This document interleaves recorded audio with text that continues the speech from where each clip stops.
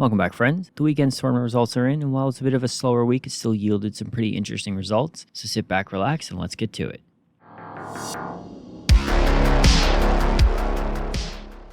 Before we get started, we'll do the old YouTube pleasantries. If you liked the video, don't forget to hit the like button. It really helps push it out there for more people to see. If you really liked it, don't forget to subscribe to make sure you get all my latest videos. And if you're looking for any other ways to help support the channel, I have created a Patreon, patreon.com/warpfriends. Link is in the description below. Any help is greatly appreciated. All right, guys, let's get started.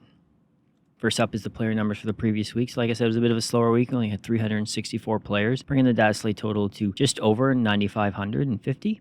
Number of games played last week was just under 900, bringing the Dataslate total to just over 23,000. And we had 11 tournaments last week, bringing the total up to 169.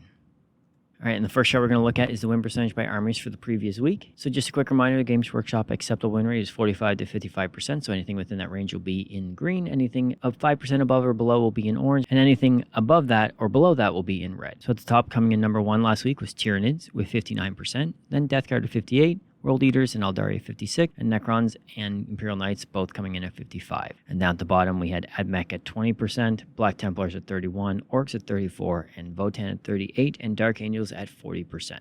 So I moved the arrows showing the increases or decreases from the previous week over to the left-hand side to try to make sure that I don't clog up the percentages. So if you guys let me know if you like this change or if there's any tweaks that'd like to be made going forward to make this a little bit easier to understand. So Tyranids had a pretty good week, 59%. They actually beat out Death Guard somehow, which is surprising given how good Death Guard's doing. So Death Guard had another really good week at 58%, same as last week. And Worldies had a pretty good bounce back week. They had a 56% win rate, and it's the first good week they've had since the Codex dropped, keeping up with Aeldari there. So hopefully the players may have found something there to get some success. It could have just been that it's a bit of a lower week, so a fewer good results here and there can skew the numbers a little bit higher than normal, but still good to see. Imperial Knights dropped down a little bit, but still in a really good spot. Emperor's Children maintained right around the 51 to 55%, so they're kind of settling into where they're going to be, I think, moving forward. Thousand Sons did had a little bit of a down week after a really good week last week. They're kind of up and down every week. Down the bottom, Orcs had a really tough week, 34% win rate. That was kind of surprising. They're not usually down that low, so they really struggled last week. Same as Votann, 38%. That's another army that's been usually around mid to upper, so it's kind of interesting to see that those two armies had some tough goes of it last week. And a lot of other armies did pretty poorly this week. It was kind of a week of have and have-nots. We had Sisters of Battle at 44%, Genestealers had a tough week at 41%, Guard 41%. Dark Angels actually did better than last week, and they're still only at 40%. So it was a bit of a weird week. Some new people popping up to the top there with Tyranids and World Eaters, and then some new people kind of popping down to the bottom with Votann and Orcs. But overall, smaller weeks tend to cause some more dramatic results with less numbers to sort of make sure everything is a bit smoother. So you're going to get some skewy results based off the player count. So it's a bit of a weird week, but kind of expected to see it. Next up is the army representation. So this is the percentage of the player base. If everything was equal and everyone played every army equally, it would be about 3.6, 3.7% for each army. So if you look at the top there, Death Guard comes in at 9.9%, number 1. Space Marines at 9.1%. Asher Militarum at 7.4%, Necrons at 5.8%, and Aeldari at 5.8% as well. Down at the bottom there, we have Admech at 0.3%, Black Templars at 0.8%, Space Wolves at 0.8%, Thousand Sons at 1.1%, and Genestealers at 1.4%. So looking at the top there, not surprising, Death Guard, they're definitely the it army right now. They had an 8% rep last week, and they somehow managed to go up. And even surprisingly, Space Marines almost kept up with them at 9.1%. So definitely two armies taking up 20% of the meta is a little bit weird. Then you have Asher Militarum at 7.4%. And then you have Necrons and Aeldari at 5.8 each. That's the usual suspects up at the top there, same as Orcs and Tyranids and Demons. They've all been up there the whole Dataslate, so it's not surprising to see. World East and Emperor's Children, both right around the meta average, just a little bit above. Duchess Custodes down around the average. They've been up near the top for a long time, but with the new codexes coming out, they dropped a little bit there, which is not unsurprising. Down at the bottom there, we have Admech with 0.3. There's just one brave Admech player who showed up last week. Templars and Space Wolves both at 0.8, Thousand Sons 1.1, not surprising. I think there's a lot of players who are just sort of waiting for those new codexes to drop before they're going to get back into that army. So people are probably a little bit bored with Thousand Sons right now, seeing how they've been playing the same, basically one detachment for almost 2 years because the Grotmus detachment was almost unplayable. So I'm sure there's a little bit of burnout there, and we'll see those numbers pump back up here in the coming weeks once the codex comes out. It was a little bit more green than normal. In the middle there, we have more armies kind of in that like healthy range. We do have a huge huge spike at the top and the bottom, but there's definitely more in the middle. So I don't know if it's just because one or two armies are extremely popular that like all the other armies are kind of falling into the average. But I mean, it's still not a very healthy representation chart. You definitely don't want 30% or 40% of the meta in the top 5 armies. That's definitely not a healthy thing to have. You don't want to go to a tournament and play the exact same 5 armies every time. But, you know, that's just kind of the way it is right now until we can get a little more balance, and hopefully that data slate will bring that.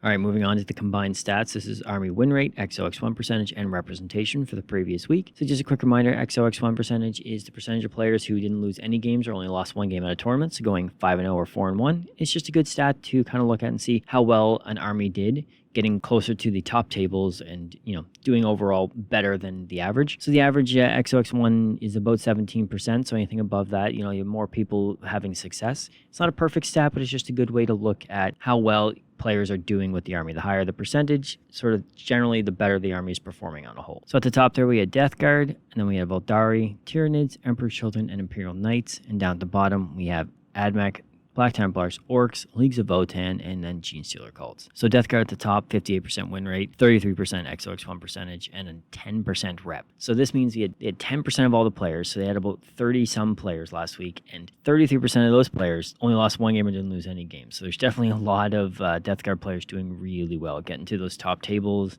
you know, going 4-1 or 5-0. Maybe they're not winning a tournament, but they're getting up near the top. So there's definitely a lot of like power within that codex, and that's not surprising based on how many tournaments they're winning and their win percentage. You would expect to see a number that high. Same as Aeldari, 56%, another army with 33%. Now they had a little bit lower rep, so there's fewer players doing it, but the same percentage of players doing it. So there's definitely a lot of Aeldari players who are having a lot of success, and that's definitely the devoted of you need.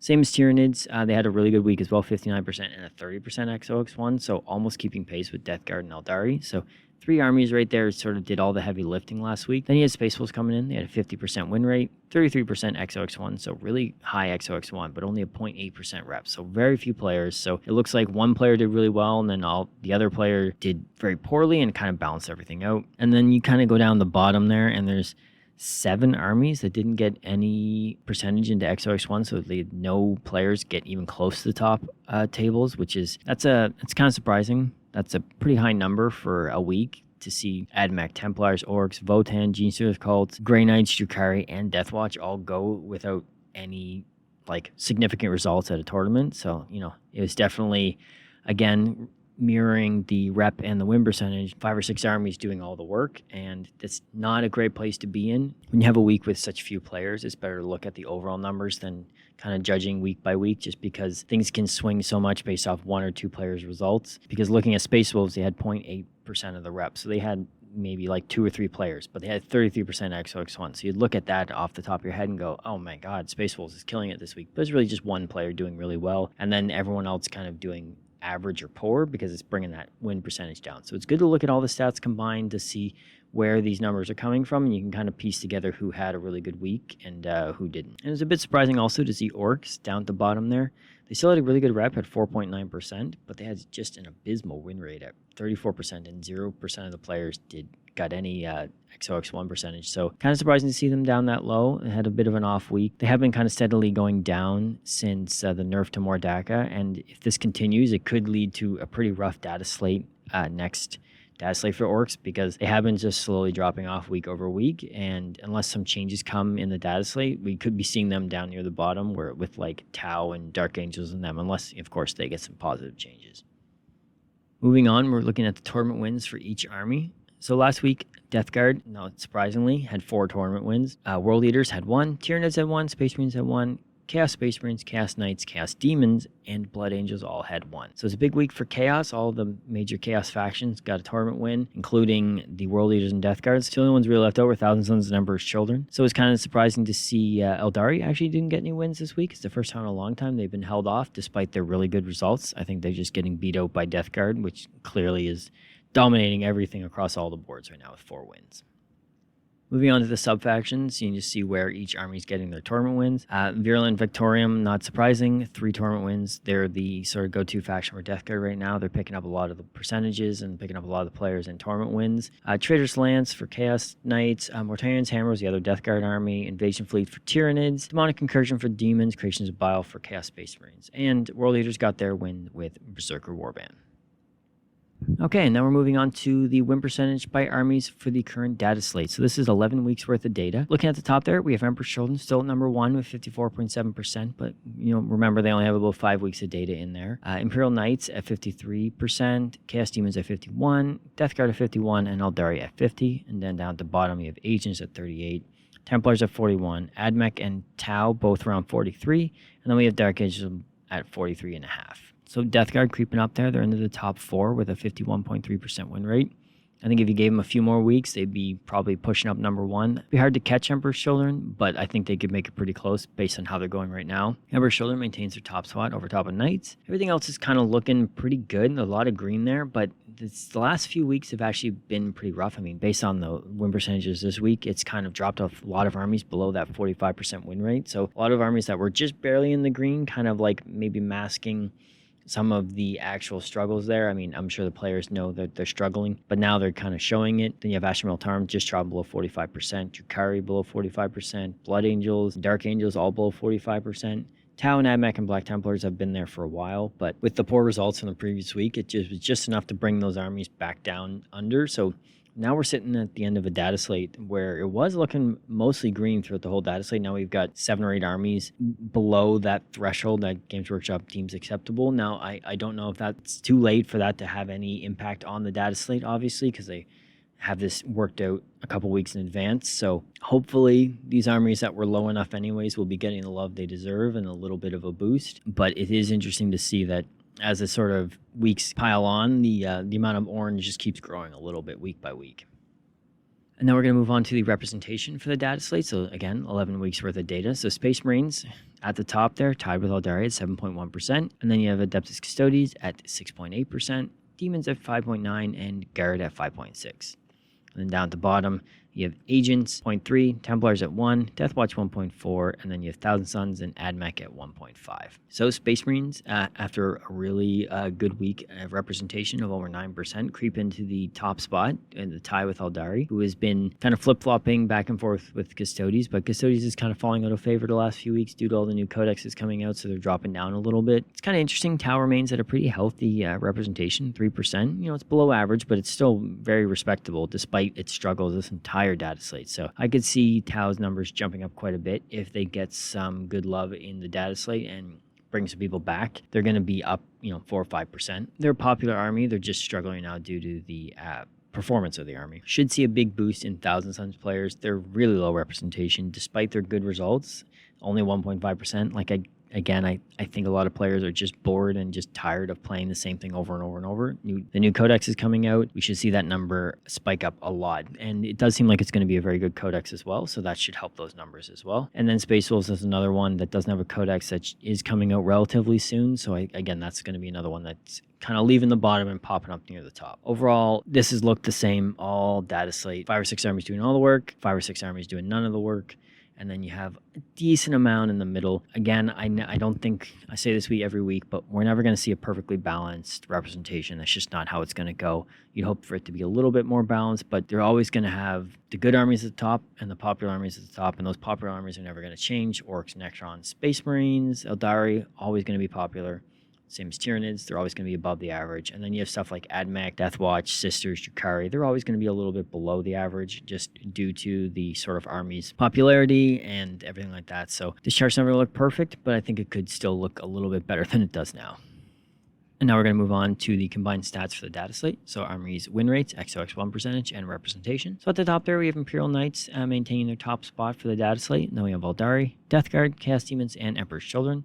And then down at the bottom, you have Imperial Agents, Black Templars, Dark Angels, Tau, and Admech. It's actually kind of closing the gap here. The top 4 armies are all very close together. Imperial Knights kind of maintaining that lead just due to a slightly higher win percentage and slightly higher XOX1 percentage.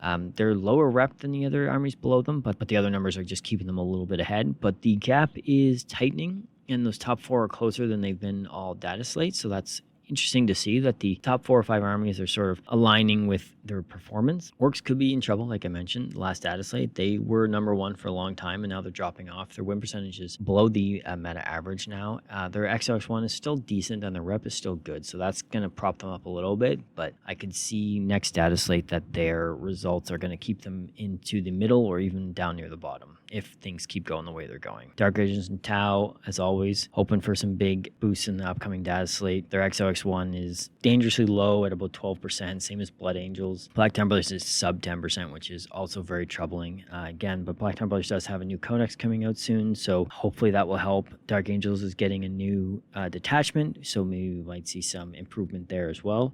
But they're definitely the armies that are struggling to find any wins and definitely struggling to find any success in like getting into the top tables and later into tournaments with that low XOX1. So the chart is compressing a little bit. The top like 7 or 8 are still like in a comfortable lead, but there's a good chunk in the middle there. There's definitely the bottom 5 or 6 who are struggling to keep up with the pack.